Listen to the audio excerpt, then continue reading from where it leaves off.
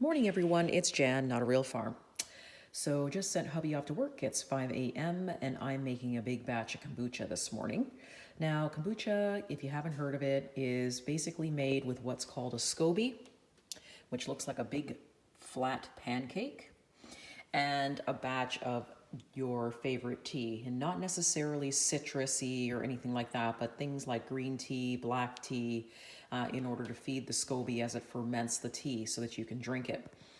Basically, what you have to do is you have to source out a kombucha kit, which will come with the original mother mushroom, and it will come with a little bit of the just a little bit of the cup of juice that comes with it in order to sort of get that going for you. It's almost like having a starter, if you want to look at it that way. When you brew your tea, you can use tea bags if you want. It doesn't have to be loose tea. I chose a black tea for mine today with a 1/4 cup of sugar. So basically you brew your tea and you let it steep until it comes to room temperature after you've added your sugar. So we drink this actually quite a bit in the wintertime. It helps with sore tummies. It helps with giving you a little bit of vitamins and minerals that we sort of lack in the wintertime because maybe we're not getting enough veggies. Maybe we're not, taking our vitamins like we normally do. And like I said, take a look and see what the health benefits are of kombucha. And it's very, very simple to make. And every time you make a batch of it, you let this brew for about 7 days and you'll always get a brand new SCOBY. So at one point, I think I had about 10 SCOBYs and I would have to save them and put them in a different jar. So if you ever actually have something happen to the SCOBY, because they do actually wear out after a while, you can always replace it with the new one that you've made from a previous batch. So what we do here is we take the black tea, what I've brewed today, and we pour it into the jar. Now, some of you are going to say, well, how do I get it out of the jar? This is just for demonstration purposes only to show you, but normally what I would have is I would have a spout, and there's a different jar that I have that has a spout on it here. So we would just pour it right from the jar in order not to disturb the SCOBY. And that's one of the things that you don't want to do while you're brewing it is once you've initially poured in your tea, you want to make sure that you have it in a spot that's not necessarily going to disturb it. Otherwise, the SCOBY won't be able to create itself. So essentially, what you do is you just take your tea, make sure it's at room temperature. If it's too hot, it will burn the SCOBY and it will kill it. You want to take this tea and you want to pour it in, and you're going to see the SCOBY float. It's going to float on up to the top. Sometimes they sit at the bottom until they're ready to come to the top once it starts fermenting. And what it will do is it will attach itself to the side of the jar while it's making a new SCOBY, but also fermenting this drink for you. Let me just pour this in. So as you can see, my pancake, I call it pancakes because that's what they look like, is sunk to the bottom.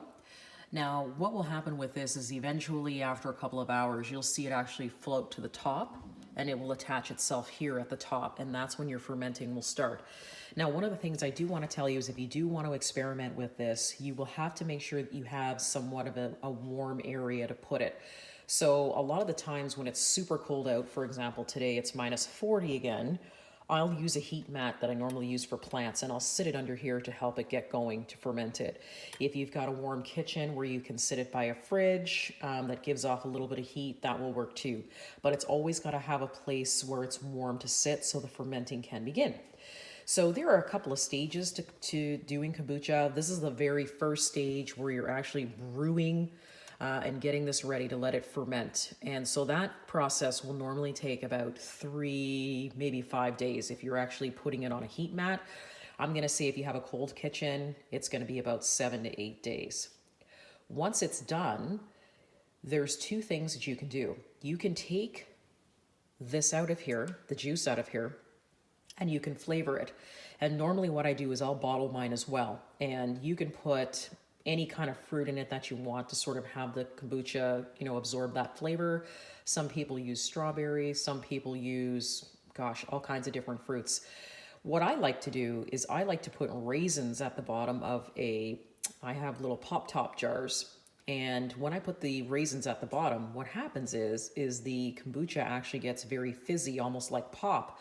So this now becomes not only a healthful drink, but it also becomes sort of a replacement for, if you're a big pop drinker, you can actually put way less sugar. It will give off sort of a flavor of almost like an apple cider vinegar. Not necessarily as strong. It's a little bit weaker in terms of taste that way, but that's what it reminds me of. But you can change that taste by adding some extracts to it that you have. And like I said, also adding something at the bottom so that when you cover it and let it sort of ferment for an additional 2 to 3 days, it will give you sort of that effervescent feel to it like a pop. So we go through quite a bit of this in the wintertime. We also drink this a lot if we have colds or just basically drink it if we want to get some minerals. And of course, once you pour your tea into your jar to let it ferment for a few days, one of the most important things you have to do is actually cover your jar. And I usually actually cap this either with a canning ring if I have one, if the jar is small enough, or an elastic. And I'll tell you why. It's basically to keep your tea sanitized while it's fermenting so that nothing gets in it. But if you don't do that in the summertime, you will have a ton of fruit flies inside. And it can't be sealed. It has to have a breathable piece of fabric over it. It can't be sealed, otherwise you'll actually kill it. After a couple of days, normally between 3 to 5 days, you're gonna see that your SCOBY will be up to the top here and attached, and possibly another one is going to be attached underneath it. So now you'll have 2 SCOBYs. So you can save it. You'll have to save a little bit of the just the starter, just to make sure that that one stays alive. And you'll put it in a jar and put it away out of the light, and cover it up just like you're doing with this one. If you are going to flavor the kombucha, then what you're going to do is you're going to strain the liquid off, put it into bottles that have a flip top on them that can seal after you've put your raisins or your flavoring at the bottom. And you're going to leave that again for another 24 hours. Could be 48 if your kitchen is cold, enough so that basically, like I said, you'll get that sort of effervescent feel to it like pop.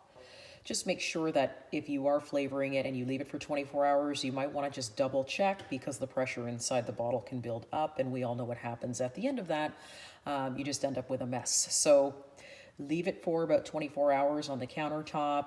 Double check it to make sure that if the bottle is under pressure, you want to pop it so that it doesn't actually make a huge mess by breaking your pop jar or whatever you're using. So that's pretty much it for the kombucha aspect of it. It's very simple. It's very delicious. Give it a try and see what you think. Thanks so much for joining me today, guys. If you like the information on the video, give me a thumbs up or subscribe. See you soon.